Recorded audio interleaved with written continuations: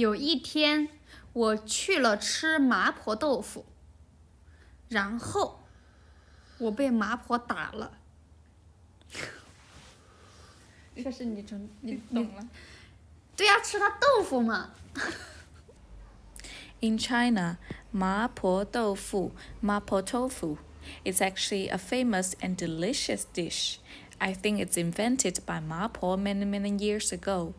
But today we will tell a story about 吃 someone's tofu, 豆腐.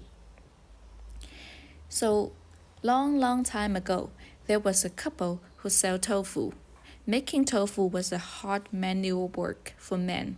The husband needed to get up at midnight to make tofu, so the wife could sell them in the morning. The wife ate tofu every day, so her skin was smooth and soft like tofu. So there were so many male customers like to eat her tofu. More and more men started to flirt with this wife who sold tofu, and sometimes took advantage of her.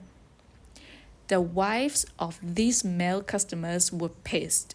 Oh, they scolded their husband by saying, "You dog going to eat a tofu again?"